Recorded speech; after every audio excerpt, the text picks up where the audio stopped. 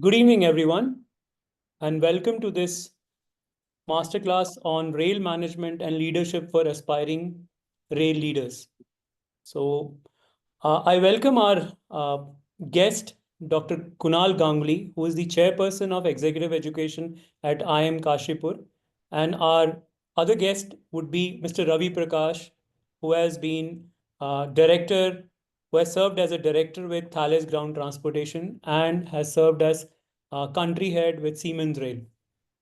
He has more than 30 plus years of experience in rail sector around the world. So he'll be joining us shortly and would be representing the rail industry uh, in this webinar. Uh, Yeah. Hello, Sumit. I just joined. yeah, thank you, sir. Thank you for joining us. Welcome, sir. Yeah. Welcome for joining. Let me Thank you introduce so much. Professor Ganguly to you, sir. We have Professor Okay. Kunal Hello, Ganguly from. Hello, Professor. Hello. Yeah. hello. Good evening. Good evening. So we haven't met, I guess, before, or did we? May not be, but Yeah. then No, sir. very, very It's soon always next nice. Yeah, time. yeah.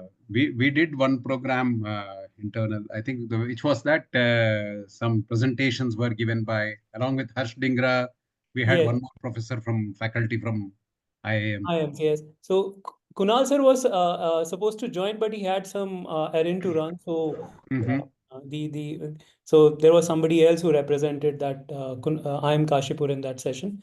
So Oh, we'll be having a one-to-one interaction with Kunal Ganguly sir once we'll plan the immersion program. fine. It, Okay.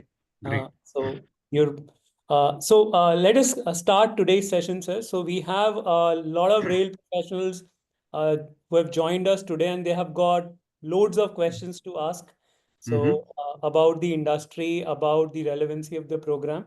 So the way we have structured this session today is, sir, we'll start with Ravi Prakash sir's your presentation. We'll Okay. talk about the rail side of the story. Then Yeah. we move to Kunal Ganguly sir, who will introduce and talk about IIM Kashipur. And I have also drafted few questions which I think Okay. would be relevant for the participants. So I'll be asking you about those questions. And then at the end, we will open the house for questions from the participants. So Okay. participants, you're requested to type in your questions in the chat box. We will take them up after the presentations are completed. Over to you now, sir, Ravi Prakash, sir. Okay, a little I'm bit of sorry. logistics. Then I Yes. think I need to do what is the screen sharing or okay, what The is green color icon, sir, share. share? Okay. Okay, and my presentation is here. Okay,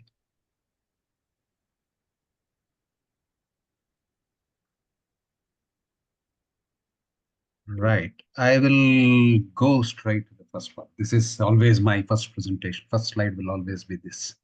Uh, does it occupy the whole screen? I think I can't see the others. Yeah. Uh, Okay. Well, slideshow. it is visible.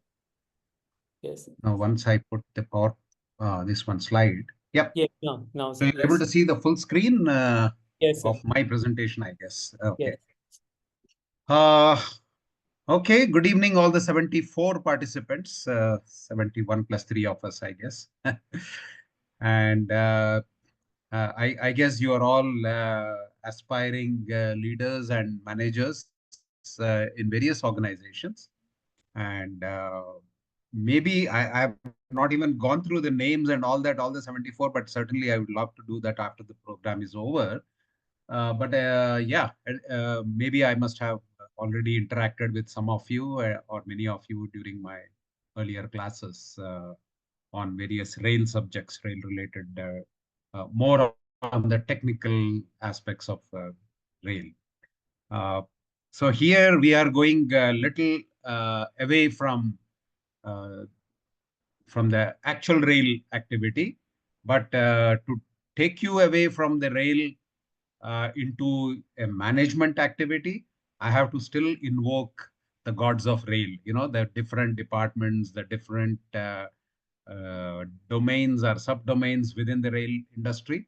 So many of you are very familiar when you see a slide like this. So many of you must be working in either one or two of these subdomains, or maybe some people would have already seen three or four of them.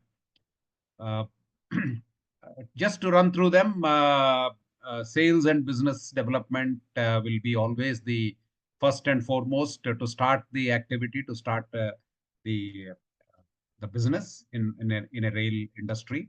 Of course, when I do this presentation, I always keep the rail industry in mind, with most of you representing the the supplier organizations, like the contractor organizations. Very few would have been from the customer organization. You must be running the operations yourself, but you will be also aware of all these activities. You may have a little bit of a different take when we talk about how the management to leadership roles will evolve as a customer. That is a little bit of difference will be there, but our main focus and our main direction will be for the industry and the supplier uh, employees or manpower who are aspiring to become a senior management or the top management or the ultimately the leaders in this business. Okay. So sales and business development is one of the activities, immediately followed by the bids and tenders. So most of the large complex projects of rail, whether it is, and whenever I say rail, it is not just mainline rail business, it is also the mass transit or the metro train business. So these are the two areas. And in the main line, definitely you have the passenger traffic as well as the freight management. So all these things are, encompassed when we talk about the railway business or the railway management. So a typical railway activity or a project involves sales and business, followed by bids and tenders. And then once the contracts are awarded, the design, development, and engineering management, which is a very, very vital spoke in the wheel of the work that we do for railway. Then followed by that is the manufacturing, procurement, the supply chain activities. This is where you deliver the tangible item, that is the product. What you have to, it could be a rolling stock, it could be signaling, it could be telecommunication, it could be, say, the station buildings, the civil work, track and infrastructure. Everything comes under procurement and manufacturing. Then comes your installation, testing, verification, particularly if you are providing the systems. Any system that you have supplied as an organization, you have to ensure that it is installed properly, tested and verified and validated, particularly if it is used in passenger traffic and where safety of your end user, the common traveler, I don't like to call them the common man, but yes, ultimately they are the people who are providing the business to us. Then comes the final integration and then commissioning of the systems and the entire rail network. This should always follow with the after sales warranty and customer support. You cannot leave the customer high and dry after you deliver the systems. You should also ensure that you are with the customer throughout for a longer periods, and then yeah, every time a happy customer will also be a repeat customer for you. So these are the key areas where the management roles will start developing. Many people will start as engineers, then they start growing into the roles of managers once they know how to manage the teams as well as the solutions. Uh, of course, there are other elements of the railway management, which we always put them as part of the delivery management. Ultimately, it is all delivery, but these are specified in categories called as reliability, availability, maintenance, and maintainability and safety. So the RAMS management, then comes the quality management, time management, cost management. These are various subsectors of the entire project management that we are going to do as suppliers to railway.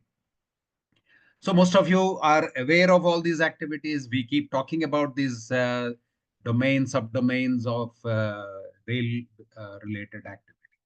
Okay. So I move to the next part of the presentation. Assuming that most of you have grown from a young engineer or a young accountant or a young purchase manager, purchase executive. So these are all the starting positions for many people in the rail business. From there, you are slowly becoming a manager once you start managing a few teams. And then the difficulty comes once you have to take up the role of a leader. So, what are the activities that you do as a manager, and what are the expectations? What are the things that you have to think of and do if you are slowly moving into that leadership role? First and foremost, you keep seeing them from right to left. The policies and procedures have to be implemented by the manager. Generally, once you are in the middle management and in the management role, little bit on the senior management also, whatever has been given as the company policy and the procedure, they have to be incorporated and implemented. So implementation becomes an important role. However, powerful vision or the management views that the policy makers have at the top, as long as you implement them, only then they have the right value. And then they actually are known to measure their value, whatever they are doing. They have to count the value, right? And they have the power naturally to control a lot of things. So because they are the ones who have been delegated the power by the top management or by the leaders. The leaders don't wield this power and control. The managers will be given that sort of the power and the control. And they have many subordinates. I always used to talk about, in my organization, few of my field managers, installation managers, or my production manager doing the supply chain and all that, the maximum number of people will be with them. So one guy used to say that, yeah, around 200 people report to me. That's a sort of a power that they have. They control that. And somebody will be asking me, how many people do you manage? Or how many subordinates do you have? And I used to always say that maybe 4 or 5, or not more than. I never counted anybody, more than my 5 fingers. Maximum, I had 5 or 6 people. Because, you know, you cannot do that. You don't have too many people to have subordinates and who work for you. Yes, you have a different role as a leader. Then managing work is the job of the manager, and they are focused mainly on the work and the outcome of the work, right? And naturally, they have to be little bit curt and uh, show their authority on the people. So the style will be little bit authoritarian. They cannot take risk, and they want the stable things. That means the procedures, the systems, everything should work according to what is written.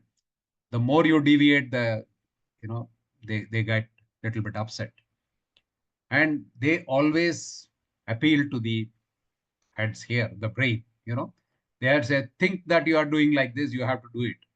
So no emotions involved. They always appeal to the head, and they are very reactive. If some situation happens, they have to react immediately and then come with a corrective action. And they always plan their activities, maintain status quo. That is exactly what I said. Stability again. They want things to be going in a proper way, and they give directions to the people. They are like the commanders in the army, right? The army generals, we call them. They literally run the armies. These are the managers. And today, most of you, my understanding is that you are in that position, you are in that role. You are leading the guys to run the jobs, you are managing them. And ultimately, what is your goal? You have to achieve whatever is the key result areas. Somebody has given you your target, somebody has given you your key result area. You are delivering that. So you have to accomplish a goal. And from the top, somebody will tell that this is the vision of the organization. So you have to explain that to the people below you. it's a very difficult role, I would call it, right? A manager role is very difficult.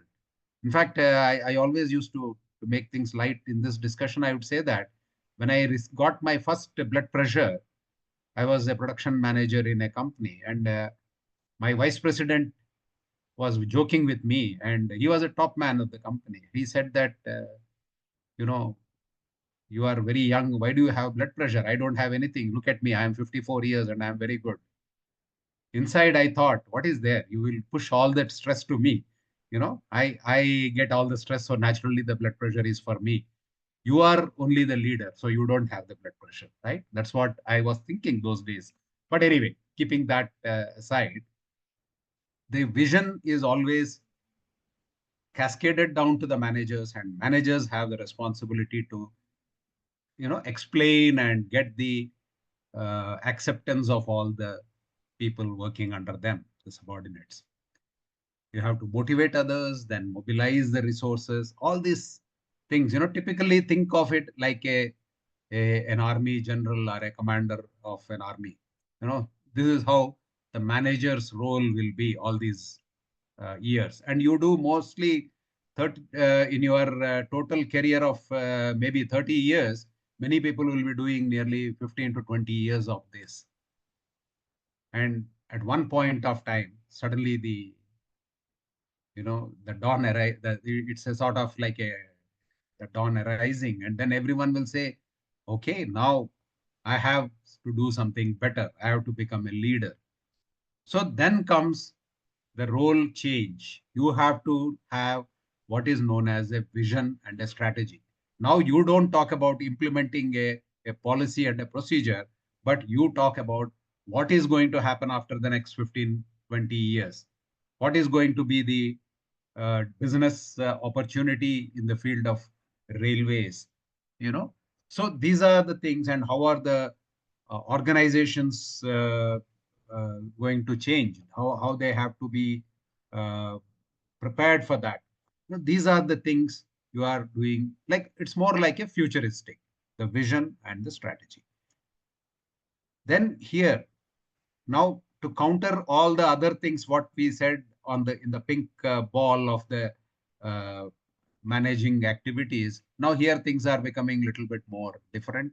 Like instead of counting the values, you will create the value. You will actually tell that, yes, this is the value that we have to create. Why this organization is in place? First of all, I have to create that value.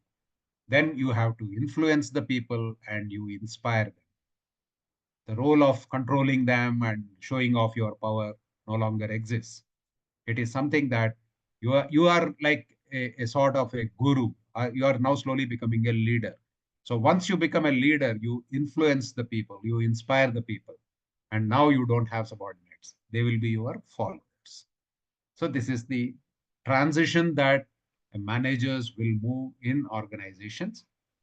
So you will not manage the work at all. Nobody will talk about the work. You will have your people, you lead the people focus, and the authoritarian style is gone. Taking this one, I will dismiss you, I will take action on you. No, those things will not be there. Now you will have the charismatic style. Another interesting incident I tell you, I met one of the chairmen of a very large not multinational, an Indian multinational company, I would call it, ITC Limited, which had more than 10,000 employees those days. I'm talking of many years back.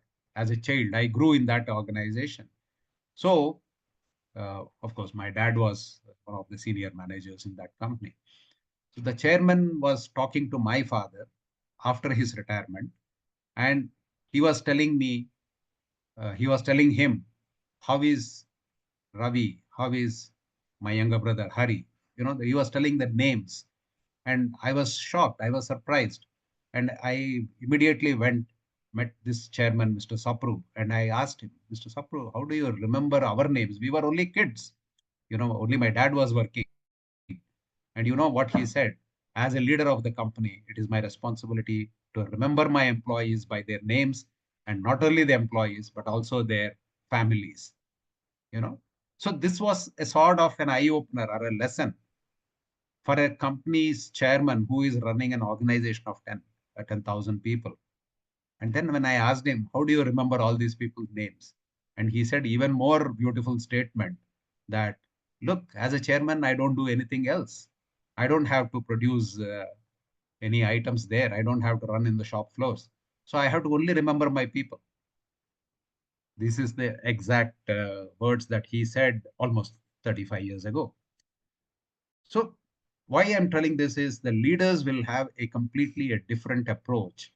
So they become people focused. They have to lead the people. They will have the followers, and they will be charismatic in their area of work. And they don't mind losing little bit of business. They don't mind that risk because they are futuristic. So they seek changes. They want to do developments. Change in the organization, and this is where they come to the heart part of it. They don't tell you that think here. They will say think from the heart. What do you like to do? What do you want to be in future? What is our value that we are going to create after 20 years, after 30 years? So there are many such examples in my life I have seen when, again, a very interesting incident I want to narrate this. The TVS group of company, when the government was giving them land to manufacture in Hosur near Bangalore, they were giving on lease for a period, 90-year lease, 99-year lease. Most of the companies have purchased the land only on 99-year lease. Whereas the TVS group, Mr. Venu Srinivasan was the managing director. He said, no, I don't want it on a 99-year lease. I would like to have an outright sale. I want that land to be with us. And I asked him, why, sir, why are you looking at 99? You are not going to be there. So what will happen? So why do you want to buy a land on uh, outright sale? And you know what he said? Look, Ravi, I don't worry about myself. I am worried about my great grandson. I don't want him to have trouble after 99 years with the government or with whatever happens, that somebody will tell that this is not your land anymore, you please go away. Right? So these are the people who come with that sort of a vision. They say that 100 years later, what is going to happen? They are the people who are the real leaders, and they are proactive, and they set the direction and raise the expectations. And they always ask questions. If somebody is asking good set of questions, we should always say why at least 7 times. And when the 8th time, if there is no answer to that why, that means you have reached the end of your questioning. So you should do that. So the leaders are, we don't, many people say that you are born leader. No, I take a different view on that. You need not be a born leader. Everyone will not be a born leader by, sadly, the politicians of the day. Many people say that as soon as somebody is born in that family, he is here, the next prime minister or the next chief minister. It need not be that. People can grow and people can develop those skills. And that's why we are here today. Okay, so we expect few competencies. I'm not going to take too much of time. As I told you, the general observation how a manager has to transition himself into a leader or herself into a leader. So few of the competencies which are very, very required, particularly in the rail segment. So I need not take everything. Come to the right side of it. This is borrowed from an academy to innovate HR. I should give credits to them. It's a very interesting, simple cycle they have given, that the first thing is your self-awareness, where you have to lead yourself. Forget about leading others. You lead yourself. You become your own leader. That means you should be agile. First, your brains should be working. I remember in one of the classes, somebody was asking me, what do you do, uh, about your own change or upgrading yourself every day with the railway technology being changing almost every day.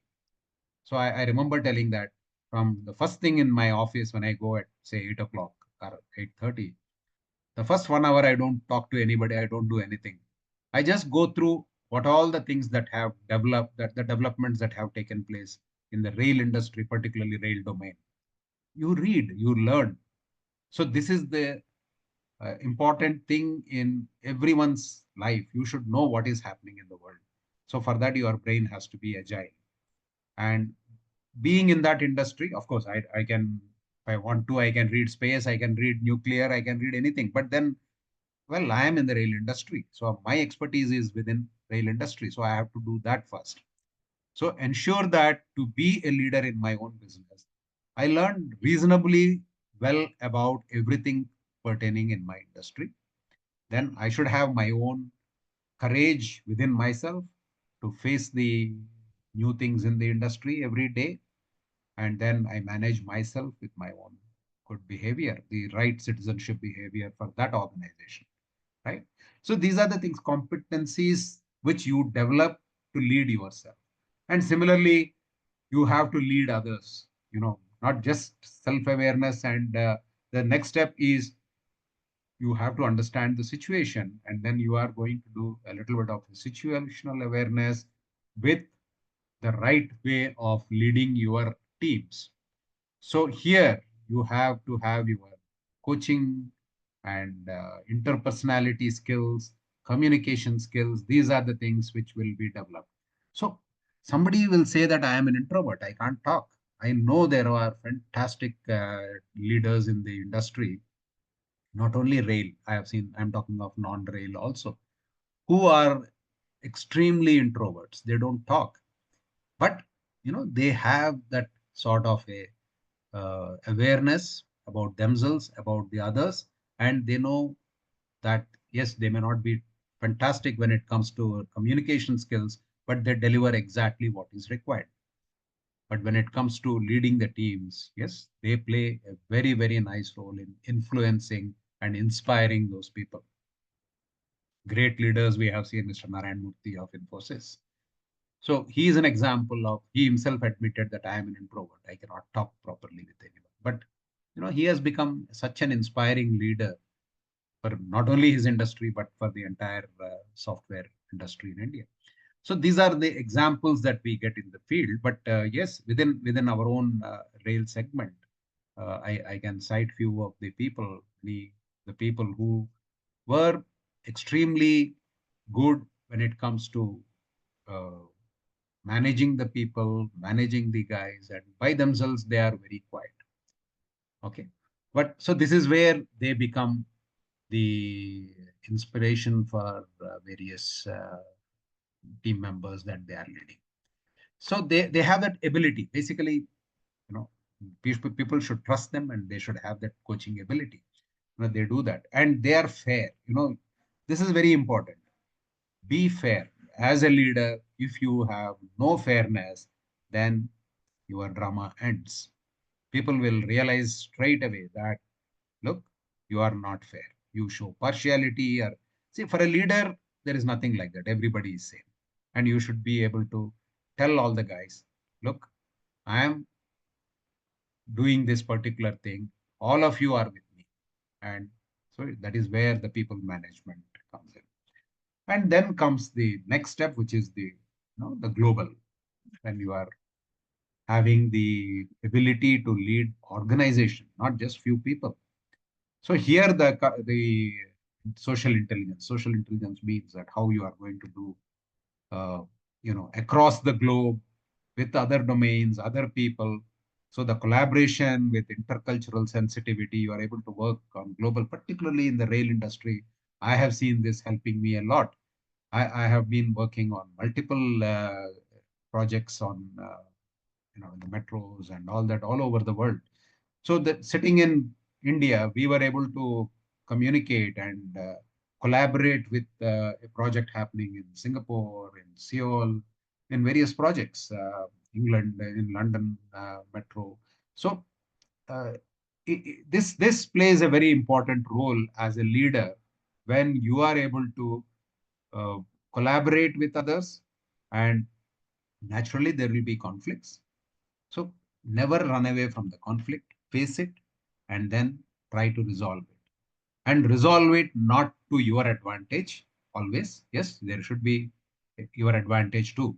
That is why we use the word win-win situation. A leader never looks at win-loss situation, but always looks at win-win situation for all the stakeholders. Every stakeholder at the end of the day should see the benefit to him or her, right?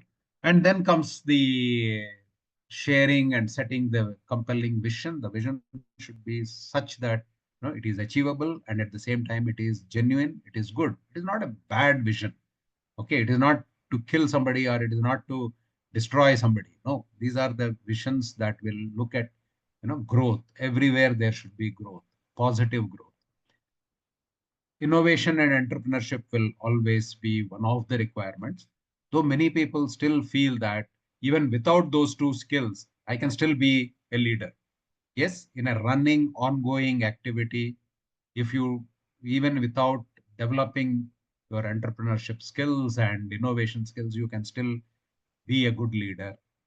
And I would rate myself in that. I am not a great entrepreneur myself. And when it came to innovation, maybe I am partially here and there. And in rail business, generally innovation is considered not such a welcome, particularly if you are coming from the signaling and safety related domains, because people say, be very, very, very careful before you try anything new. Okay. So always tested, proven, and then running. If it is working somewhere, do that. So keep continuing the status quo. This is still the culture of the rail, not like many other domains where you can do more innovation. Rail somehow does not look for that sort of an innovation from your side. But yes, there is a separate design and development, and new products are being developed now. Now we are talking about trains without signals and they run autonomously. These are all innovations, but they will come with the various checks and balances, a lot of tests to be done, and it has to be proven on the bench, on the tracks, on the test tracks. A lot of things have to do, and then only then it can become a reality, right? So we do all these things in the rail industry as well as the other industries too. But the leadership style, leadership skills generally are common everywhere, except for few changes here and there. And we have to, in fact, somebody was asking me recently, he was one of the top guys, a leader in rail industry. He moved into water industry. So he called me first and he said, should I change my style of working because I am now with a completely different environment altogether? So I told him, except for a few tweaks here and there in your way of dealing with the customers, rest is all the same. Maybe your customers are a little different because there your customers are running a people's organization and all that, where rail and passengers, freight, all the things, metros. So these are the areas of your activity, but suddenly now you are moved into providing drinking water projects and water treatment plants. So there is a slightly a different, you are not moving the people, you are not directly getting into the people. But yes, it is as important to provide the right water to the people. So I said with minor changes you can get in, but otherwise the leadership style, don't change your style. You keep doing this and do some things better, right? So you have to be ultimately courageous when you are making these decisions of even moving from one industry to other industry also. But a leader remains a leader throughout his journey or her journey, right?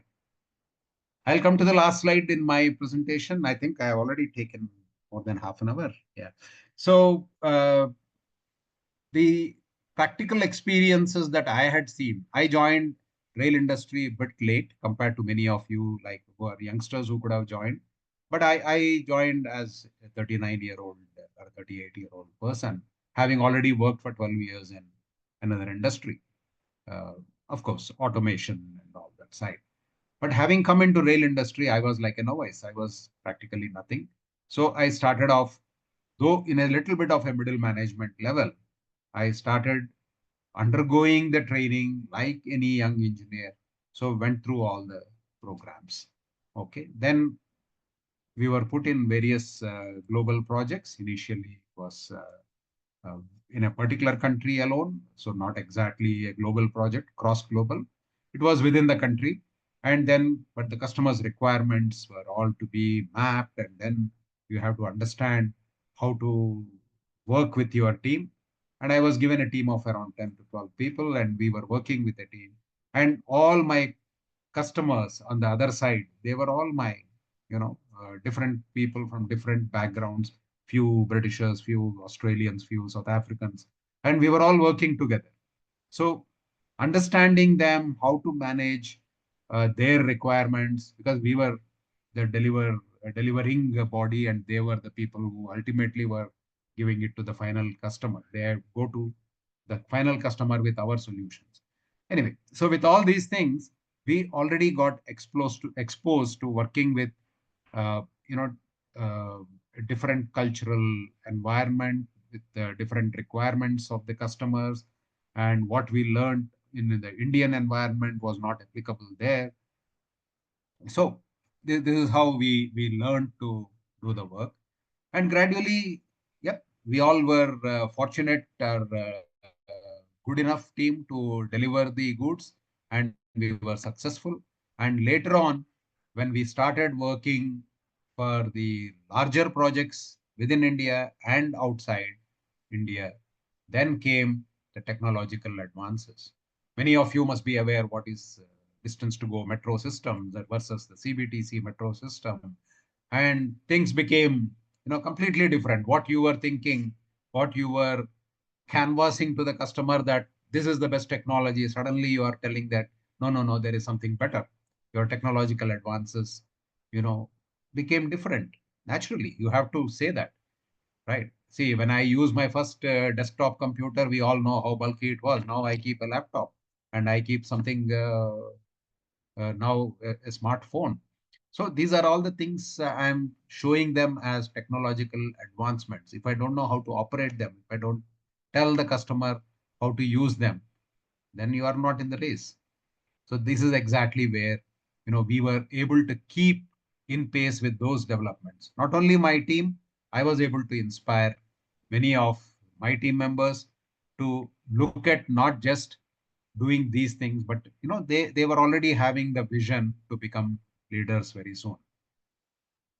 So I'm very happy and proud to say that the first batch of rail engineers, I worked with them, which all of them have reached the top position, and they have become the managing directors and CEOs of various organizations, not just rail. They were in various areas, but all of them were prepared to take all those steps involved to transit from a manager to a leader. Everyone took it.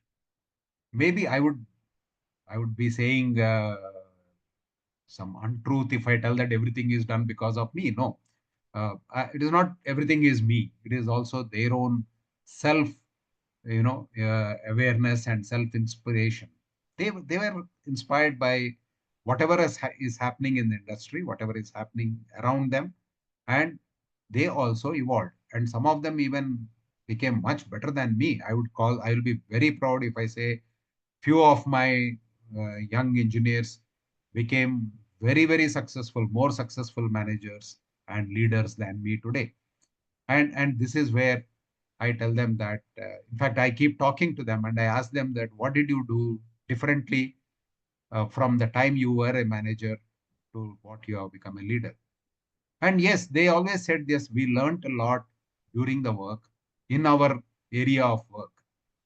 See, many skills they have acquired in-house. In-house, they did on the job, of course, off the job programs, and then comes, their the organizations. Particularly, I will tell that I am 65 years old now, and when maybe till my 40th year or 45th year, I never knew what is an executive development program.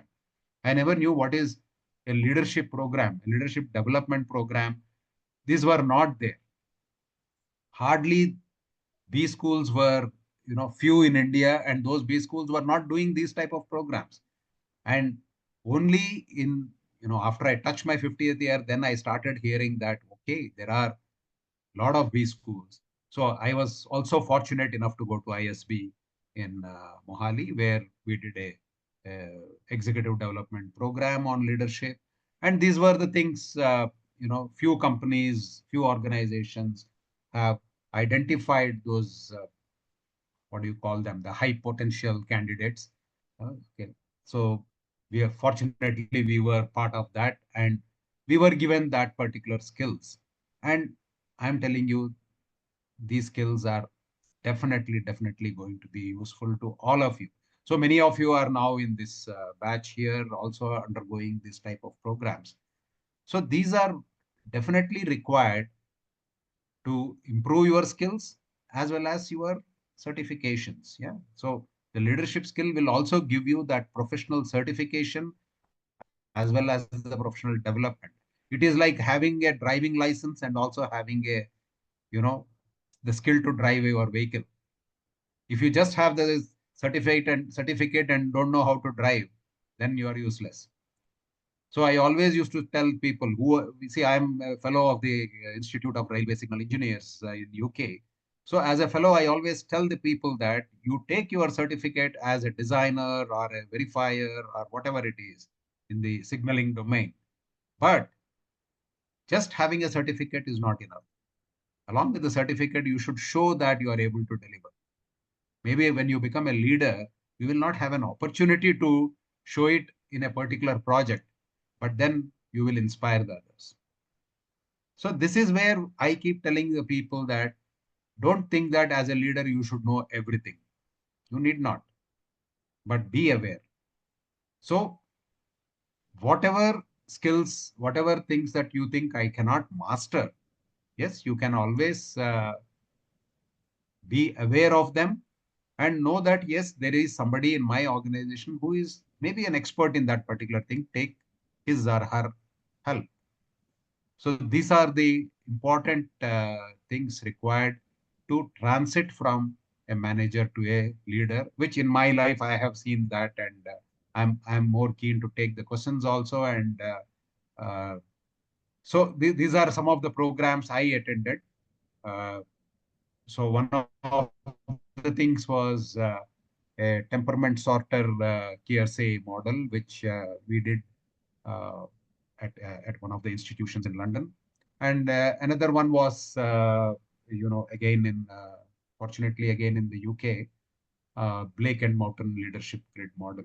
So here, basically, these are all the things that the how the leader will move away from, too much of concern for task to concern for people, and then you become a team leader. So it's like a grid, where in the grid you will, and of course, I just mentioned only this because I did not want to take too much of time. Each one needs a week of training, if I am right. I think Professor Kunal Ganguly may throw more light on these things, because these are the things which are a 1 week programs or 10-day programs where you understand. But yes, these are one or two such programs I remember attending myself, and they gave me a lot of thoughts, and then in the other one, the temperament sorter, it's a big 16 areas of identifying you. These are basically to identify your traits. So somebody said that, okay, you are a guardian, you are a provider and all that. So don't take those things very seriously, but at the same time, be aware of that. Yes, your trait is that you are not an idealist, you are not an artisan, something like that. But yeah, you are a guardian. You like to protect your team. You are like a mama, mama hen, we call it. So you protect your people and you provide to the people. So these are the things based on various 360-degree view reviews that people do. You are put in that particular category. So these are the various things that are available in the market now, or in the for the organizations. Please go through all these things. It is a journey you all have to undertake, and it is a journey where I wish all of you will be successful. But then I wrote something on the top, that is very interesting. create your own style. At the end of the day, you have to create your own style. There will be many engineers, and there will be few managers, and there will be only one leader in an org. This is typically for an org. So, if at all you have to reach that particular position, be that unique person. Only when you are that unique person who could make the difference, then you will be that leader. So, good luck to all of you. And then I will now hand it over back to Sumit to Thank you. continue further. Thank you, sir. Thank you so much for this wonderful presentation and valuable insights. And sir, we'll come back to you. We've got a lot of questions from participants, so we need to Okay. take them up. So they have asked many questions in the chat box. I'll come back to you after Professor Kunal Ganguly takes up his side of the presentation. Over to Okay. Kunal, sir. Right. Good evening. Thank you, Mr. Ravi Prakash, for building up such a solid foundation. Okay, Thank you. that he has taken you through the entire journey, not only specific to rail sector, but I'll say that what he has said may be relevant to any other sector wherever you are, all of you, the participants. But now, let me focus on this program about IIM Kashipur because this program will be under the umbrella of IIM Kashipur. We are an institute set up by Government of India about 12 years back. So we are 12 years old institute, not a very new and not very old institute as well. So in fact, among the many IIMs or many premier institutes, we try to make our presence felt. So, like other IIMs do generic MBA or generic executive programs, and there are so many executive programs in the market. You search for one in business management and you will get so many. But then we thought that let us focus on a sector like railway, which is increasing by leaps and bounds, and there are so much of opportunities. Okay, and perhaps this is people consider as a very technical area, and not many IIMs or not many focus on the management education has been on the railway sector. But if you see the way it is increasing, in fact, in India itself, there are 50 plus metro rail projects. Okay, now by 2030, it's expected that about 1.2 million new jobs will be there by 2030. In fact, a recent McKinsey report, let me cite, 30% of the future rail jobs would require cross-functional expertise in management and technology. And with India's rail sector increasing, 1.2 million jobs, and where are these people? Okay, and there we require, even if you are in a rail sector, an overall perspective of management and I'll not say specific, but our program will be aligned towards railway management, right? Railway sector. So my case study, our projects, our example, our discussion will happen and will be pivoted towards the railway sector. So this is where, while I am Kashipur identified, my voice is not very clear. Am I audible perfectly? Yes, sir. Yes, sir. There are Okay, certain small distortions, but it's fine, sir. We can hear you. okay. Yeah, from So, my side, this it is is very clear. I am able to hear you very clearly. perfect. So, this is where, and I am Kashipur, we realize, can we go for some sector specific? And then we joined hand with Janith Academy. Now, this Real Academy's role is in terms of marketing and getting industry expert like Mr. Ravi Prakash. We, as an academic institute, will like to see this as one of the most important executive program which we are running. In fact, we have array of programs, but then it's important to focus on some sector specific program like this one. Okay, where it's a perfect blend of theory and practice. So if you see the pillars of the program, we will touch upon, in fact, apart from technical, HR, finance, operations, even communication and strategy and marketing and every aspect. And then 50% of the classes will be taken by core faculty. I am Kashipur faculty. that would be substantiated by experts from railway sector like Mr. Ravi Prakash. So you can understand how you can getting a blend of theory and practice. And all of you have to realize the theory and practice has to go together because it is said that if there's something successful in practice, it must be there in theory. And if there is something successful in practice and not in theory, the success can be attributed only to luck or God's grace. By the way, both are same thing. Okay, so this is where we are trying to blend theory and practice together and provide and searching. And then while we started this, we find that there are array of articles and materials and study materials related to railway sector. Okay, where we are our focus on case study and discussion and assignments are towards the rail sector only. Now we this is not the second batch we'll be starting. First batch is already there, and we have 40 plus participants from India and abroad who are working on various rail projects from organization like Alstom to Thales to Siemens and whatnot. Okay, rather very few from Indian Railways, I'll say, but most of them are from these sector who are actually playing the most important role in developing the rail infrastructure in India. A majority of kind of case studies what we pull out for this are related to somewhere UK's Crossrail project, UAE's Etihad the rail network, or Japan's Shinkansen project, and so on and so forth. We are also focusing on global project experience. In fact, a joint project for this uh, program is very, very important. Okay, where we'll form a kind of 4 to 5 participants, I'll say, or student also, I'm allowed to say, in a group, and we will provide you a live project to work on. There will be expert faculty with a lot of global exposure. One of such you have already got exposure in, like Mr. Ravi Prakash, okay, who have decades of experience in various fields of railway sector. Okay, so and most important, this class will be online. You may come across many institutes who are running kind of you know asynchronous mode, providing you video recording, and you will accept. Seriousness of those programs are diluted when you go for asynchronous mode. So 150 hours, all will be synchronous live courses where will be a live debate.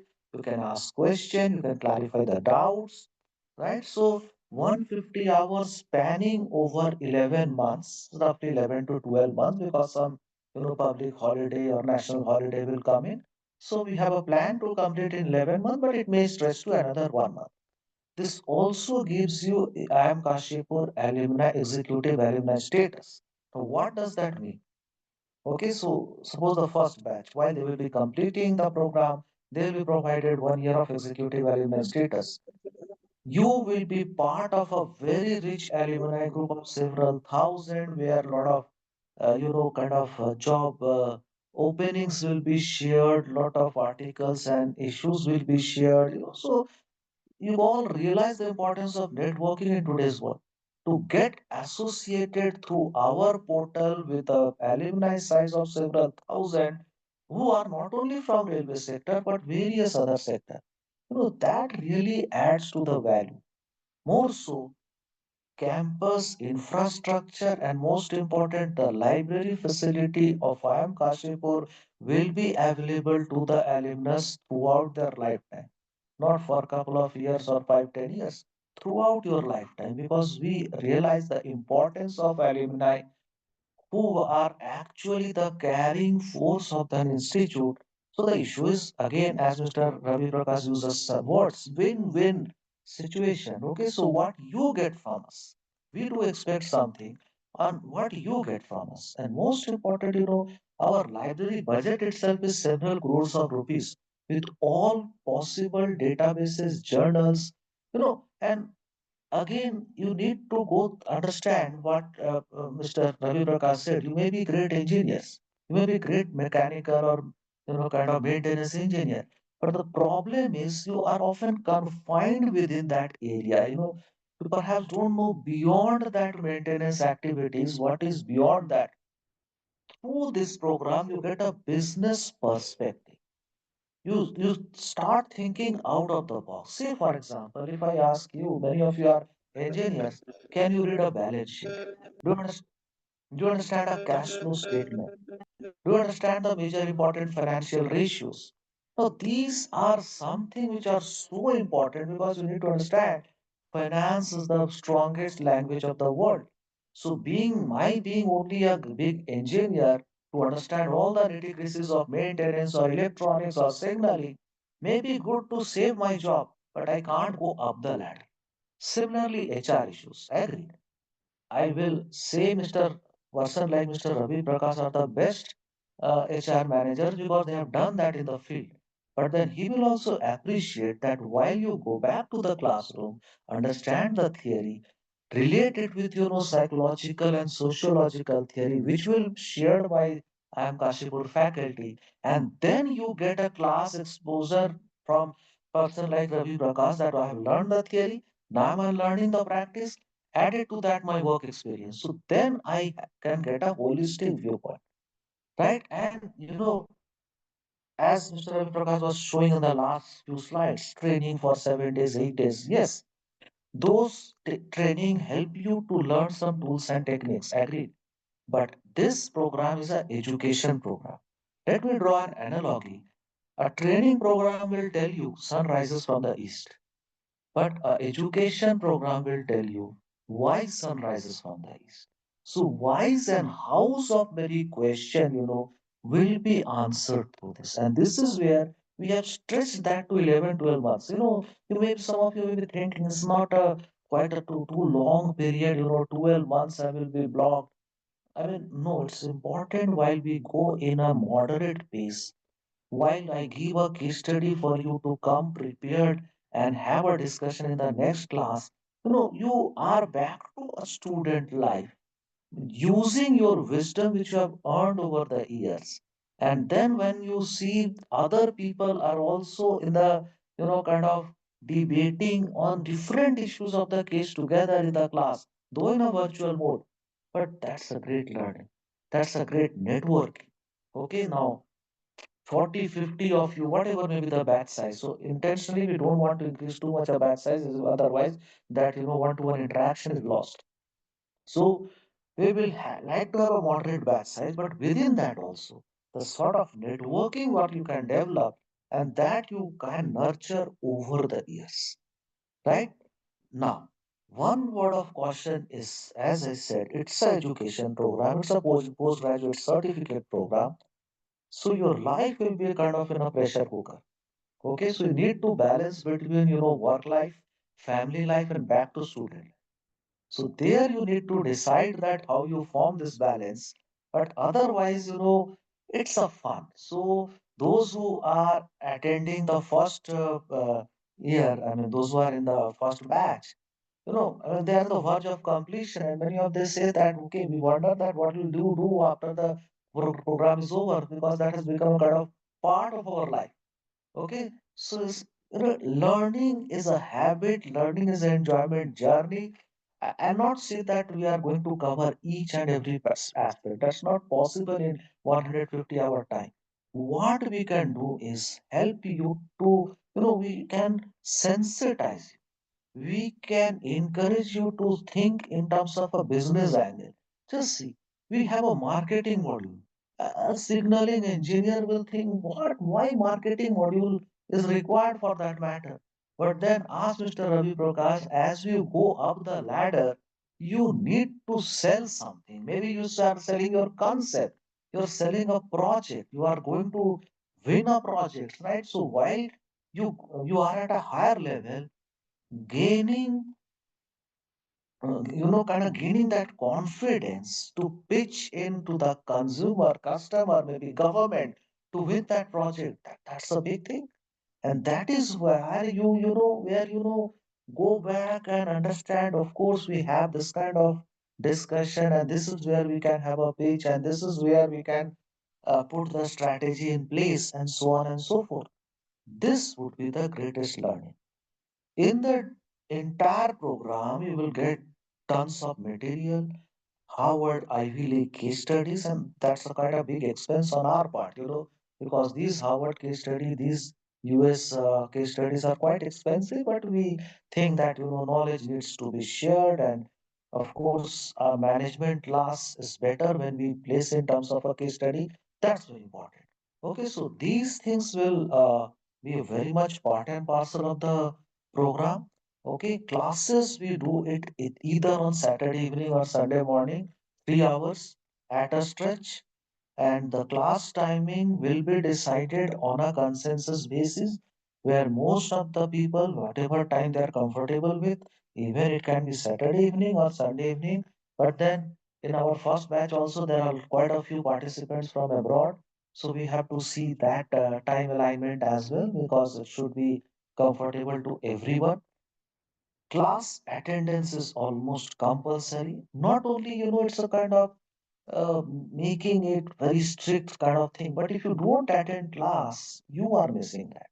Okay, you are missing a great opportunity because very few institutes run a program like this where 100% classes are in a synchronous mode, live online mode, right? And that gives you an opportunity to be a part of that discussion, ask question, be a part of the debate, argument and counter argument. That's how we learn, right? So it's a full paced journey of classroom lecture assignments, projects, discussions, and then finally certificate. While you get a certificate at the end, there is a campus immersion module where participants will be coming to the campus and staying here for 3 4 days.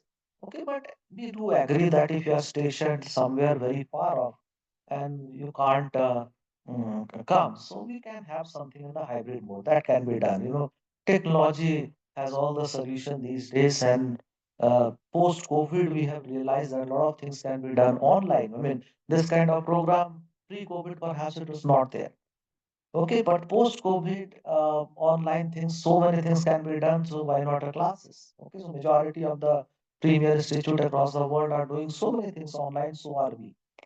But then we take pride. I'm telling you, maybe with full confidence that at least in India, there is no such program which has been catered to one of the most happening area that is railway management.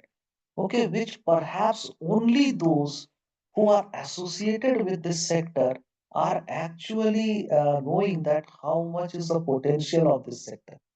Okay, and then it becomes a onus for an educational institute to be a part of this journey, have a training program curated for that, have kind of networking with people like Ravi Prakash to make the program, more robust. Okay.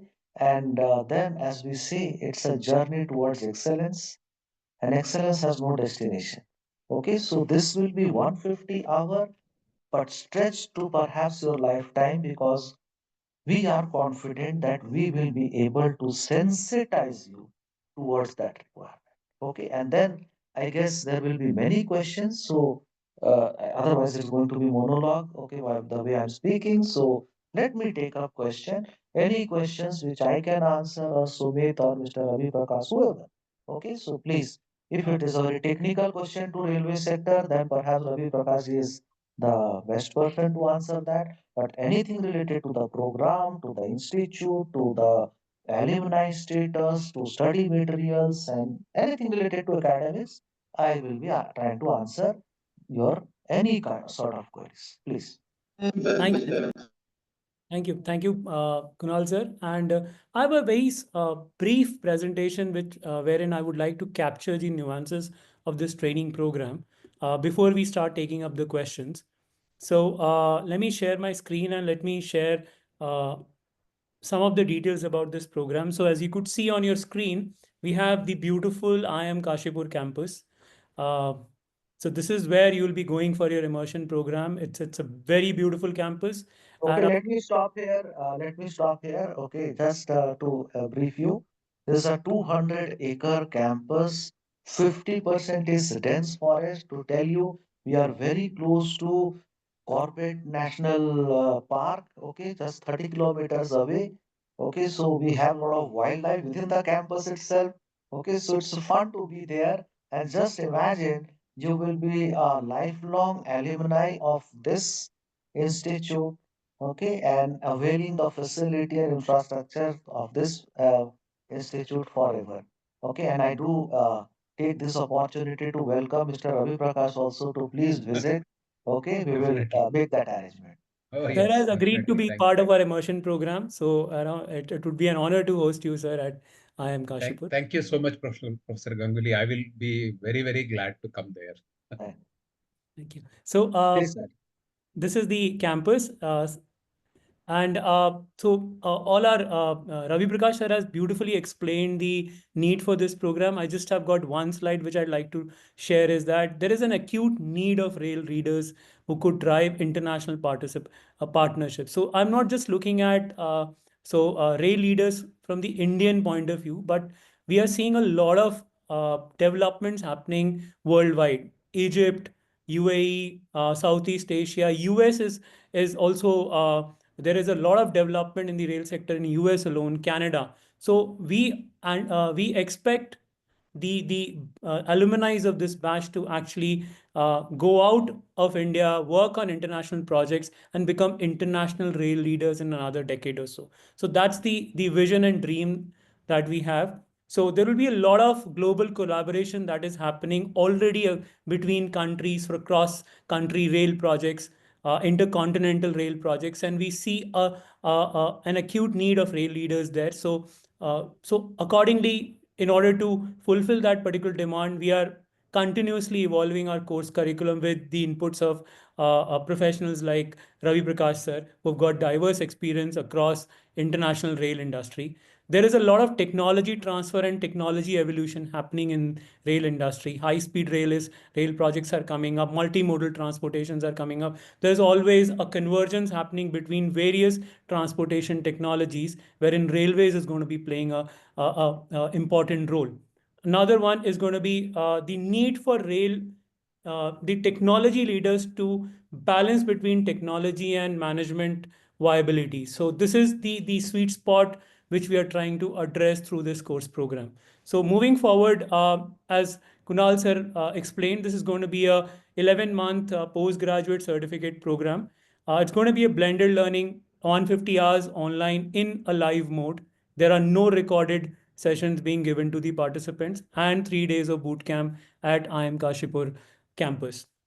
Uh, so this the I'll talk about the present class mix. We've got about 40 plus enrollments in the batch, and they represent diverse profiles. You could see on your screen right now. We've got a technology side representation from the technology side covering rail test engineers, system engineers, verification and validation engineers, even electrical engineers, system software and quality assurance, process engineers, and we've got people who are managing projects, from deputy project managers to project leads to design project managers.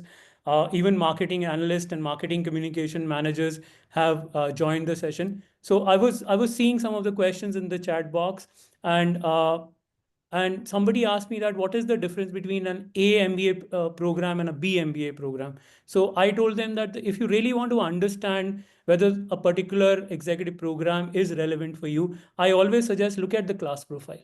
What is the class profile you're going to be sitting with, investing your time with, working with, what kind of profiles you'd be working with. So we are very proud to share that in our batch we've got representations of more than 30 plus global companies with an average experience of 6 plus years.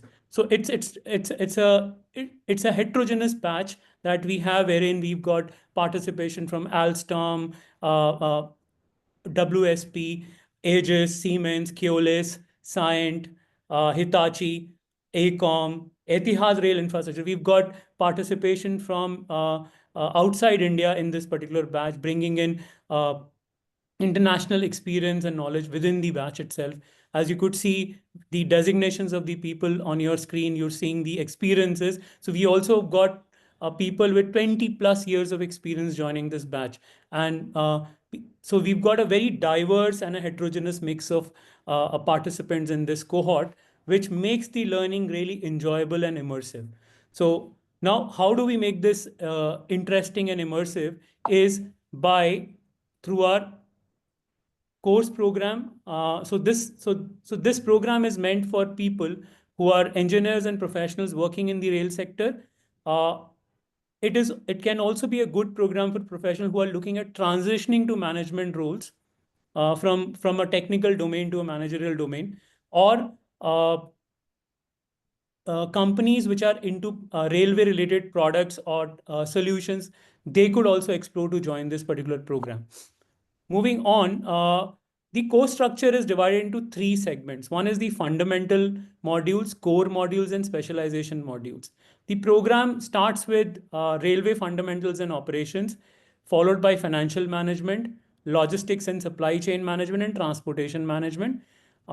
After we complete these fundamental modules to give, so these fundamental modules have been decided to bring everybody at least on the same page related to the basics that are required to complete this course program. So whether you're from a rolling stock or a signaling engineer or maybe a non-railway sector professional, these fundamental modules will bring you to on a same page to understand the rest of the module. Then we have core modules which cover railway technology management. We have a module on innovation, effective communication, and strategy.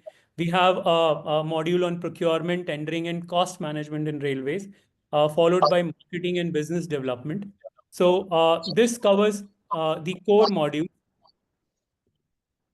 Uh, then we move on to specializations, wherein we cover international rail environment and continental rail connectivity projects. We have a module on human resource and leadership development.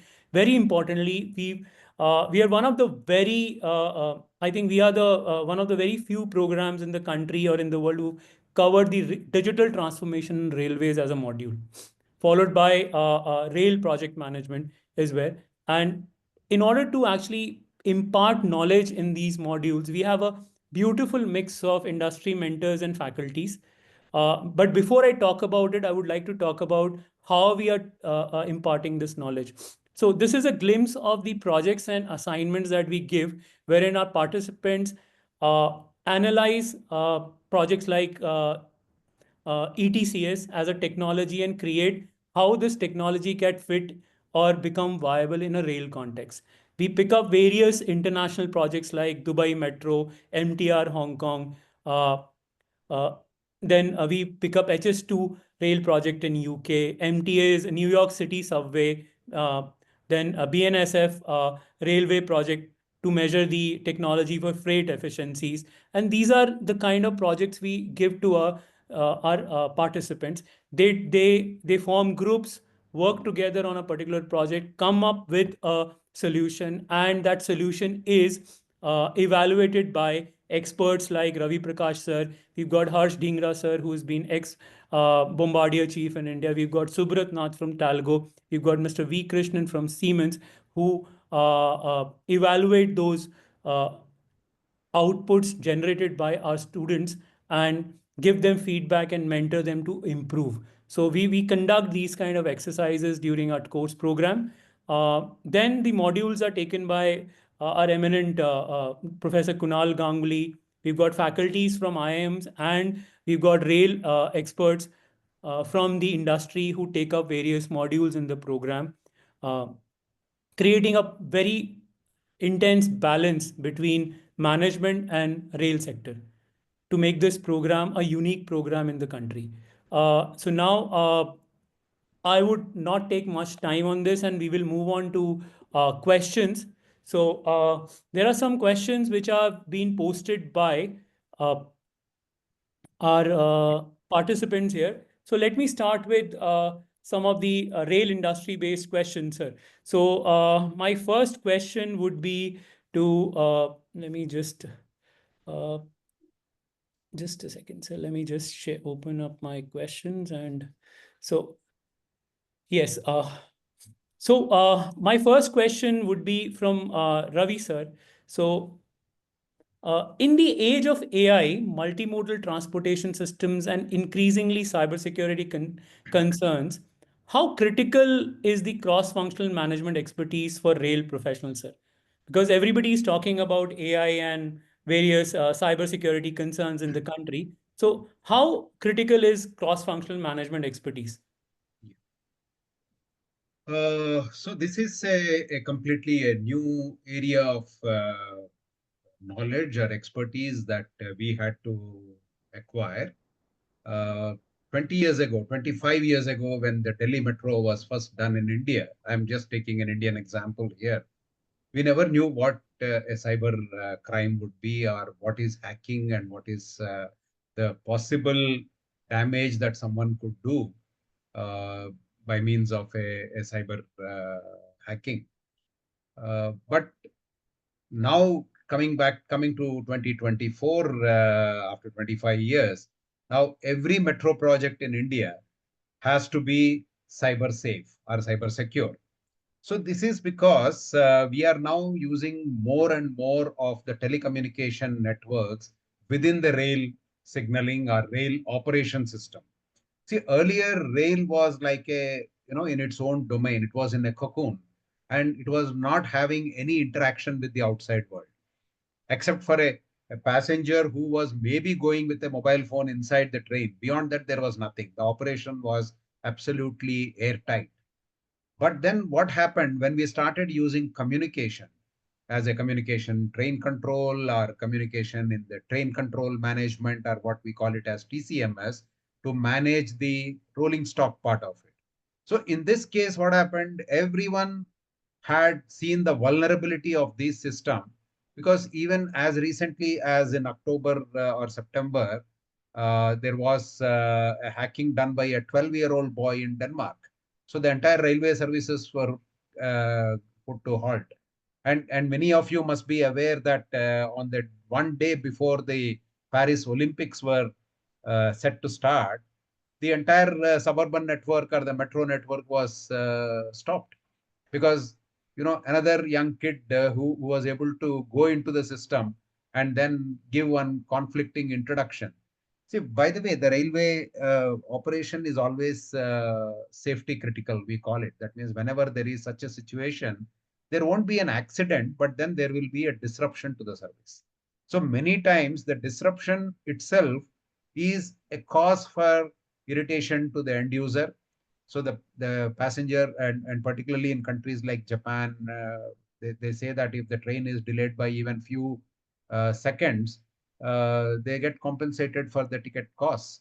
So these are the issues. So now, as a supplier of a system to the railway, the requirement becomes very, very rigid. Now they say that, guys, whoever is supplying the telecommunication or the train itself by by what we say rolling stock, these are all supposed to be cyber proof.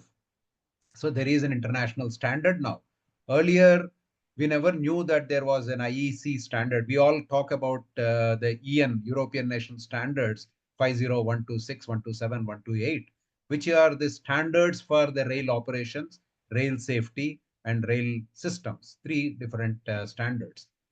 But now there is a cyber safety standard or a cyber security standard, which was introduced by IEC. So now every supplier who is delivering the system is mandated to deliver this.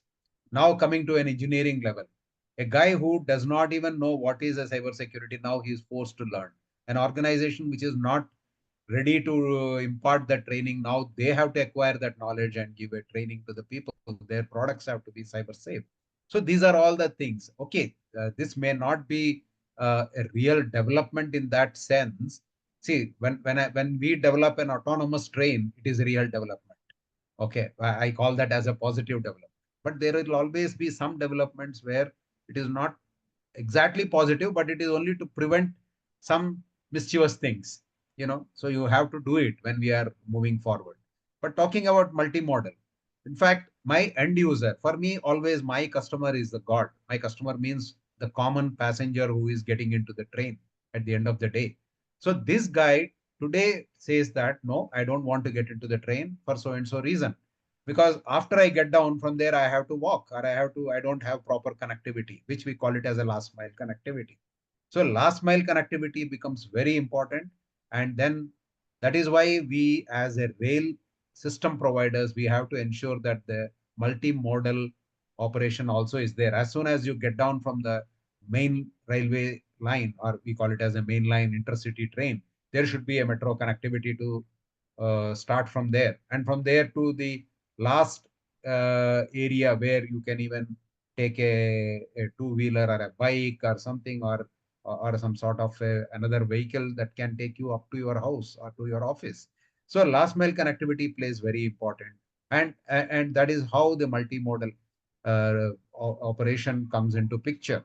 And very, very importantly is that as you become managers and leaders, now people will ask these questions. They will not ask about how a signaling system will work, how a rolling stock will work, how a OHE will be, the electrical work will be done.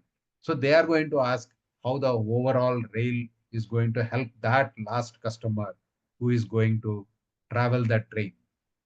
So that is where these things come. There is a change, complete change in the sector. When I first joined railway, I never considered that an electronics and communication engineer like me will have to work in the railway, because I thought there is nothing in that. But then later on, I realized that there is so much of areas of development to be done and so many areas to learn. Yeah, so these are the areas where we will have to do, which is not only in the technical part of it, but also in the managing those technical requirements. Thank you, sir. Thank you, sir. I'll take one more question Yeah. from you. Sir, rail industry is becoming increasingly global with cross-border projects, collaborations. So, you being into rail leadership positions for a very, very long time, what specific management skills do professionals need to excel in such global projects? Is there some specific skills which professionals need to acquire to excel in such global projects? I must have used this in my presentation also. I said when you are doing a global complex project, right? I would rate some of the projects like the European train control project, which is more of a cross-border project. The same train will go from, like your Eurostar or the Crossrail projects. They go from country to country, and each country would have their own set of rules and guidelines and signaling or operational procedures. Now, every time the train crosses the border, you lose a lot of time. You have to remove the locomotive and change to another one, and the new driver or the loco pilot will come in.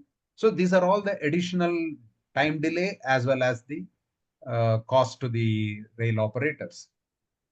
So there was a sort of a universal standard created that the same train will be able to go from, say, UK to France, France to Belgium, Belgium to Germany. All these places it will go without any change. So there is a seamless.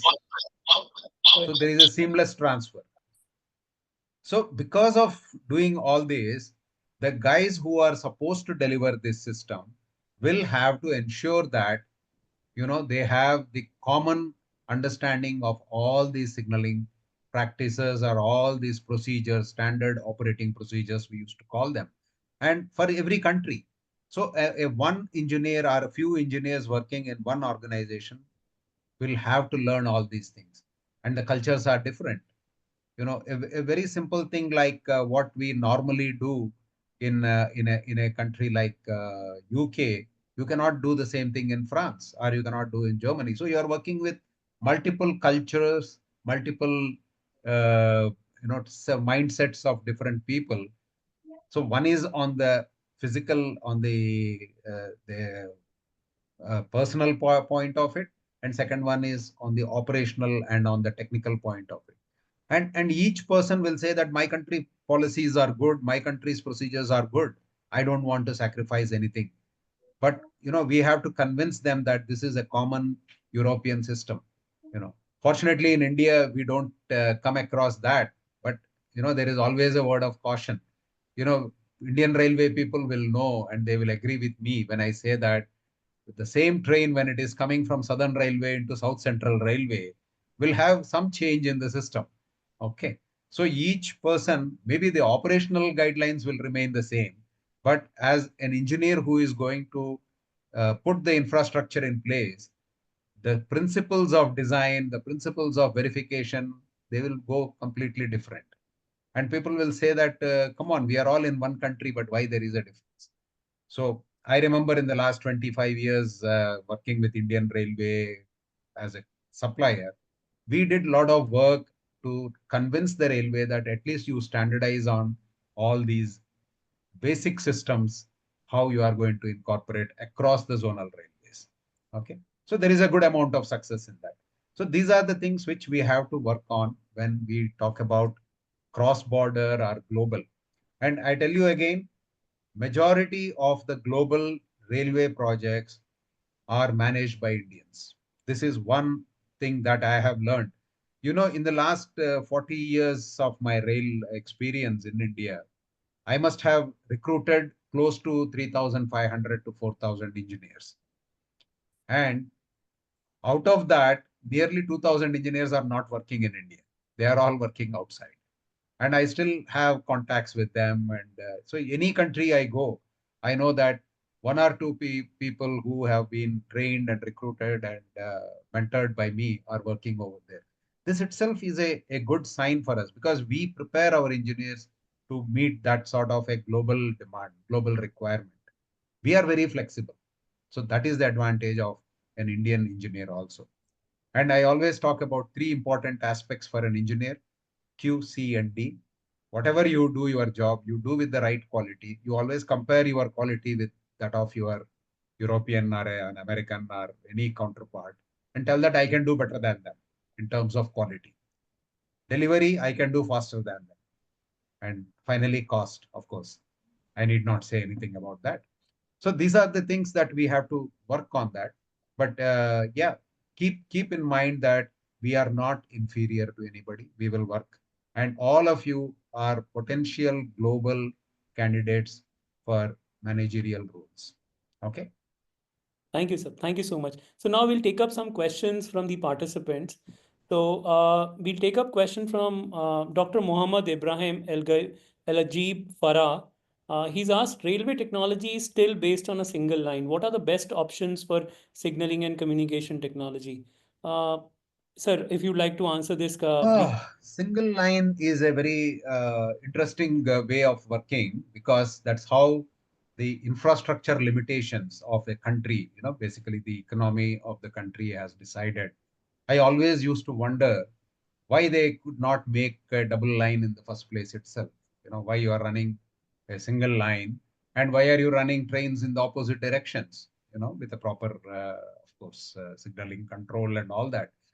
But having said that, just because we are able to have land, you cannot have three lines, four lines. Now in Indian Railway, we are talking about the third line project. We are already double line everywhere. Very few single lines are operating in India where there is not much of density of traffic. But otherwise, double line is the standard that all over India we have.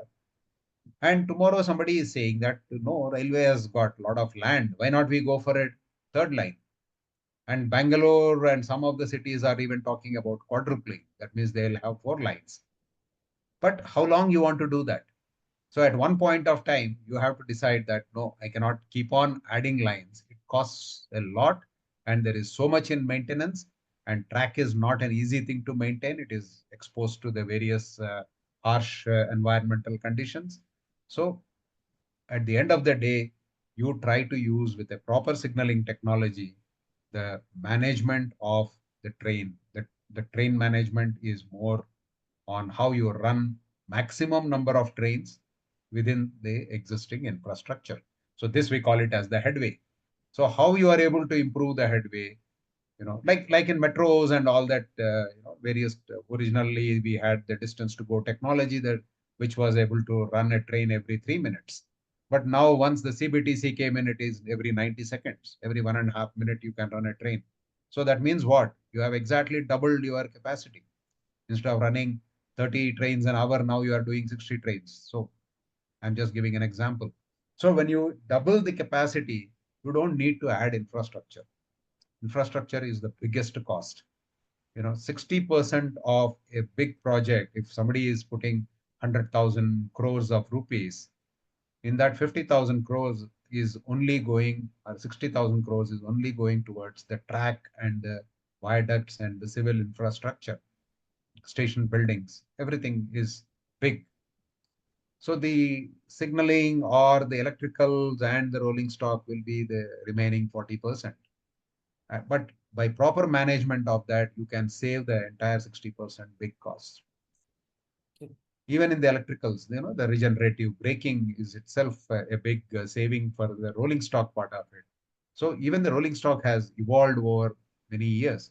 So I am telling that all the rail systems who ultimately run on the track, they can do wonders in terms of saving the cost. So these are all the technologies that are available, which we have to learn and we have to be ready to incorporate them. Okay. Okay. Thank you, sir. Thank you. I'll take up questions related to the course program as of Yeah. now. If we Good. have time, then we'll take up technology related questions. So let me start with Rahul Sukumaran. He's worked as railway electrification engineer with 11 plus years of work ex in Indian Railways. How can I equip with this program to shift myself from government sector to international projects? Yes, this course program equips you with all the relevant knowledge and exposure to apply for international projects. There are huge projects coming up in UAE, Saudi Arabia. Railways is implementing big projects. We are working with them to train their people there. So there are immense opportunities there. So this rail management program will definitely give you sufficient knowledge and base to apply for international rail projects. Moving to Subhash Kumar sir. Okay, I'll take up. Okay, Narayan Verma is asking: is there any separate class for rail manufacturers, testing and commissioning and rail signaling systems? So, Narayan, we have a provision that we are offering you 25,000 rupees worth of credit to select a program from our Railway Academy certificate programs on any of your choice. So we have more than 50 plus programs on testing and commissioning, railway signaling, from basic, advanced. We've got programs on ETCS, ERTMS, CVTs. So you can choose any program worth the value of 25,000 from our website and learn about those specific technologies which will be helpful for you. This comes as a complementary package with this course program. So you could contact the your respective course counselors, tell them that you would like to enroll into a specific technology program, and they will issue you the credits to do that. Yes, what about course materials? So we have a learning management system. So after every session, we upload the recording of that particular session along with the course materials given by the faculty in that learning management system, and you get access for one complete year during the course tenure. So you can study even if you miss a particular class due to your work engagements. You can always go back to the LMS, refer the class session, learn and catch up with the pace of the course program. So this is something that is there in the program. Amrita is asking what would be the evaluation procedures besides assignments and case studies. Kunal sir, I would like you to answer this, please. So Amrita is right to the point. Okay, so she's worried about evaluation. Yes. See, we give full autonomy to the faculty. So the evaluation can be based on project assignment or can be a MCQ, multiple choice question. So generally, many times based on a module, we take MCQ test, uh, which will be proctored through again the learning management system itself. But yes, to assure you, there is no negative marking, so the chances of being chances of being correct is 1/4. So you should try. Okay, of course, jokes apart. So we'll may have MCQ. When it comes to course material, there are pre-reading and post-reading. Pre-reading will be something related to some case studies, and post-reading will be any kind of material related to that topic. Correct? Apart from that, we also intend to share some ebooks with you. Right? So some of the ebooks related to operations or HR management will be shared once the program starts. Right? And a lot of research articles. Someone was also asked, written in the chat box related to for alumni how it happens. Now, majority of the material these days are online. I mean, rather if I say our library budget goes for few crores of rupees, mostly it is online material. Okay, so it doesn't matter whether you are in the campus or away from the campus, you get access to many of the materials. Of course, there is one small catch here, and that's not related to only our institute, every other institute, because majority of these databases journals are US based, and they are very shrewd people. So what they do is make many things IP based. So if it is IP based, of course, once you are in campus, you can get access to that. But recently, Government of India, we are a government institute, so Government of India has launched an initiative called One Nation, One Subscription Project. So under this One Nation and One Subscription project, we will get more access to journals, more access to the different databases, and more access means for whom? For the student, for the participants, right? And we make sure that this reaches to all our participants and even for the alumni, yes. Okay. Okay, thank you. Sir, one more question we have is on do they through the library facility, I think the alumni would be getting case studies in futures Mm. as well, right, sir? Uh, True. so Mohit, I have answered your questions on the So complementary not rate. only cases, man, uh, we have Bloomberg database. Bloomberg database, each terminal costs 65 lakh rupees, which is there in our library. Okay, so we have Bloomberg database, we have consultancy reports from Gartner and so on. Okay, so you get access to all this. Vijay has asked a very relevant question. What about this certification, postgraduate certification? Vijay, to tell you, the IIM Act has been passed in the Parliament 2 years back. As per IIM Act, each of the IIMs have been declared as Institute of National Importance and have been given full autonomy to float any program or any courses. Okay, so this is all authorized because we have been approved in India. I'm talking about by the IIM Act. Okay, apart from that, National Education Policy (NEP 2020) is also according to that they are discussing about some credit structure. Okay, so this 150 hours of work classes will be converted to some credit structure and will be put by each participant name in a digital locker called ABC, Academic Bank of Credit. Well, this has been happening for regular students now. For executive participant, government has yet to come up with a directive, but soon it will come. Okay, but as of now, it is under discussion. Okay. Sir, Okay. Rahul Sukumaran has asked a question, sir. Uh, he's trying to explore many EPGP programs, and he's asking that do online programs considered less valuable in terms of degree or the certificate issued? No, online, offline means offline are for regular, So, uh, with your experience and why you will like to leave a job and come forward to a regular offline degree program, right? So, and especially if you have 7, 8 years of work experience, it doesn't make sense to leave your job and do a regular MBA anywhere. Okay, let me suggest directly. Okay, because otherwise your all 5, 6 years of experience goes for a waste. Now coming to EPGP or EMBA, what you are saying, and in my lecture initially only I told you there's a difference between a generic and sector specific. Now, being sector specific, we restrict ourselves to those people only who are either working in railway and allied sector or are interested to get into that. Whereas a generic EMBA is common kind of it's a kind of vanilla kind of structure. But then majority of you, I guess, are somewhere related to or interested in railway sector, and this program has been curated for railway sector in particular. Okay, so this will be addressing your kind of requirement in much better way compared to a generic vanilla program. Okay, otherwise, IIM Kashipur does have a generic program of EPGP or EMBA. Okay, but why we are stressing on this for railway people? Because it caters to your requirement.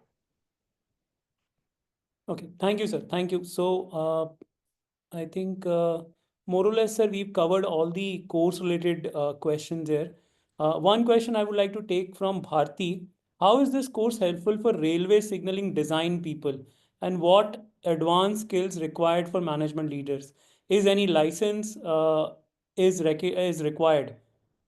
Ravi Prakash, sir, if you could.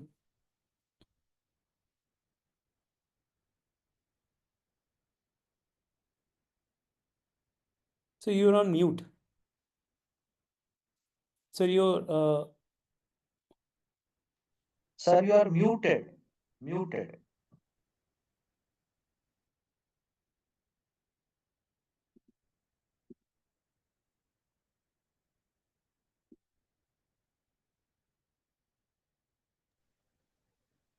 yes, sir.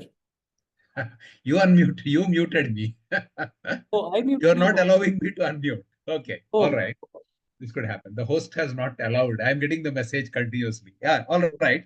See, with all these technological things, still we sometimes get into a sort of fix.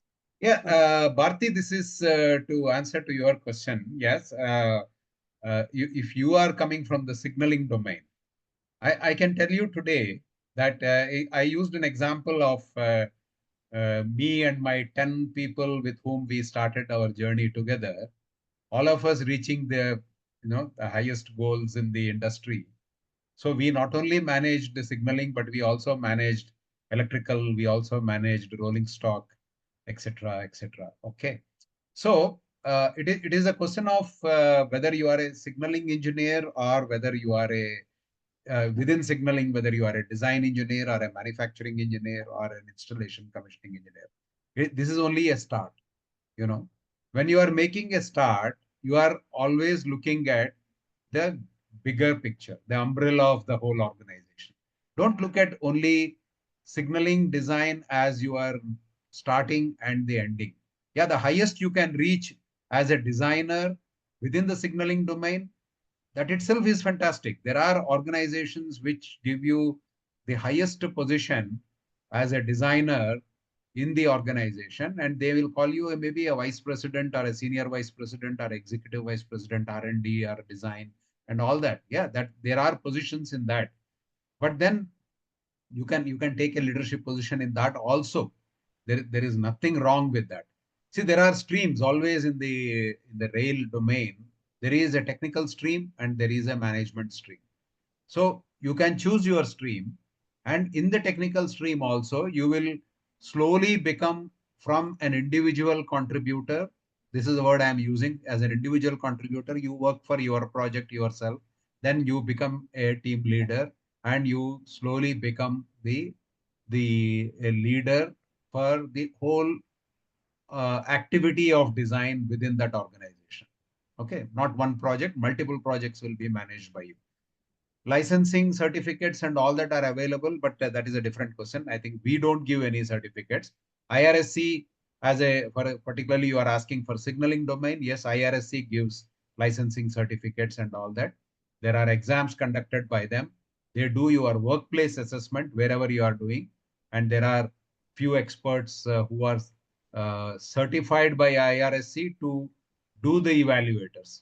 There is a separate test for them to become an evaluator. They come and evaluate you, and they will give you a certificate. At the end of the year, they will again come back to you and say that you have to renew your certificate.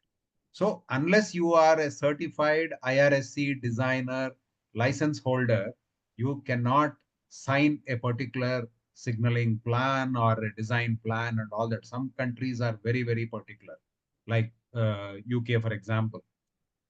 There are countries who are not so rigid, but still a certificate issued by an engineer who is trained and certified will always hold value. And there are people who work on the validation and the safety assessments, so they are like a hot cake everywhere. I talked about the RAMs management, and so these are the very specific areas where in the technical part of it people will have to upgrade their skills. And then as a leader of that particular group, tomorrow you will be maybe a leader of the entire safety management of the organization. So whatever system you are doing, you are putting a stamp saying that this is fit to be running in a passenger railway network, whether it is the main line or in the metro. Till you certify, the end user or the train operator cannot run the train. So yes, your certificate has a value, and then naturally you are also seen in a higher level in the organization. And when you talk about these things, when you say that in a forum like this, or in a seminar, or in a global project planning or urban development planning, we call it for metros. Whenever a new project is being envisaged, people will call you. People will say that, yes, there is a person who has got that knowledge. So we will take their advice. So you are having, in that Maslow's theory of hierarchy, or whatever we call it, you are also having that self-actualization. People will give you that sort of respect. So today, you know, you may be a young engineer working in the signaling as a designer. Tomorrow you can look at, your journey as a senior designer, or somebody, and we use different companies have got different notations or terminology. For example, in Alstom, they define people with expert, senior expert, and master expert. And somebody was telling me that when the master expert raises an issue or he talks in a public, even the prime minister of the country will stand up and listen to him, because he is talking about the global impact of that particular situation in that country, and not only in that country. So the master expert is somebody like a bigger than a CEO, but he is in the technical domain, right? So these are the areas where people can grow. And I have seen people who grow into senior experts in my own office. And senior expert is not a small position. Senior expert can control the whole country itself in terms of what should be the technology and how the railway has to incorporate that. Okay. Thank you, sir. Thank you. Kunal, sir, there is one question from Sri Hari. He's asking, is there any eligibility criteria to join the course program, or any entry exams to get into? So You can I'll answer take the that. first part, sir. I can take the first part. Second part you may take. So first is that, sir, there are no entrance or entry exams in this. When you decide to apply for this particular program, we evaluate your profile. So this profile is sent to IIM Kashipur for evaluation. They evaluate your profile, and based upon your fitment of profile with the course, we admission is given to you. So each profile is evaluated by IIMs and industry professionals, and based upon that evaluation only, we admit you into the course program. So case by case, the evaluation is done. If you'd like to add anything, Kunal sir, on this. And experience. Most important is experience. Yes. So this is not a course program designed for freshers, but we are looking for experienced rail professionals uh, in technology domain, specifically in the rail domain, to join this particular course program. This program objective is to actually groom, train, and develop rail professionals towards rail leadership roles. So it is very important that the basics are there in place in terms of experience, profile, and job profilings. So I hope this answers your question. Coming to a set of questions by, let me take this up. Akash Goan, Prashant Kumar Panda, Sumanta Banerjee, and Hari Krishna Reddy. Though you've shared separate questions, but the answer to all those questions is same. So Akash Gon, you working. So this course is not going to be is not a technical course program wherein we'll be teaching you control center operations or rolling stock maintenance, or we'll be teaching you technical subjects. The object of this course program is very simple and straightforward. It is, as Kunal Ganguly sir said, that you may be a very good technical professional, but do you know how to evaluate a business viability? Do you know how to read a balance sheet? Do you understand the financial implication of a particular project? Do you know how to market a railway product or a service? So these are the questions whose answers we'll be exploring in this program. Kunal sir, would you like to add on to this, please? No, I have already shared, but one more aspect is data analytics. So this is one of the most important area and which is relevant in every sector today. So this program will have a good weightage on data analytics, basic analytical tools, okay, at least exposing and sensitizing you towards these tools and techniques. Okay, that's a very important aspect which I missed.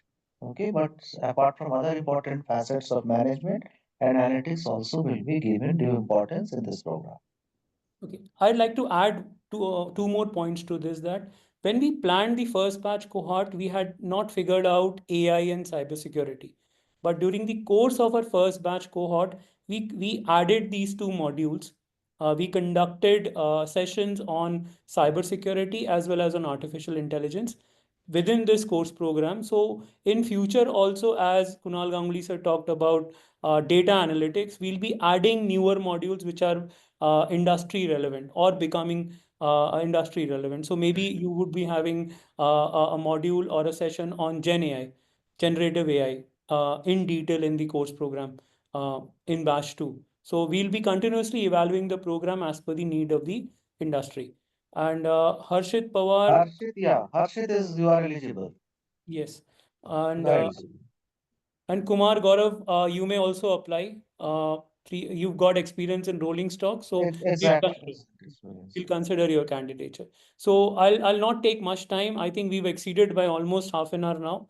We had allocated 8 to 9:30. We've almost at 10. So thank you so much, and have a great evening ahead. If you have any add-on questions, you are requested to please uh, on the contact us, just email us, and we'll be happy to respond to your queries here. So send us an email on inquiry@railwayacademy.org, or send us a WhatsApp on this number. We'll be happy to address all your queries. So right now I have a news to share, is that people who have already taken admission into this course program, we are conducting some pre-course sessions. Though the objective of those pre-course session is to actually make them exposed to various the way this training program will be conducted. So we are organizing sessions on rail fundamentals of rail operations and management. We are giving some case study to the people who have already registered for batch 2. So if you are intending to register and enroll into this batch, I would request you to complete your formalities so that you could take benefit of these pre-course sessions that we are conducting these days. So every Sunday we are conducting these sessions. So you could contact your course counselors, or you could write to this email ID on your screen, and I will connect you to a course advisor. They will guide you about or detail you about these pre-course sessions. So tomorrow we are conducting one wherein we are talking about Shinkansen rail project in detail with people who have enrolled, to give them an overview of what rail operations and management is uh, in those projects. So this is so avail these opportunities, these knowledge capsule sessions which are there. Prepare yourself.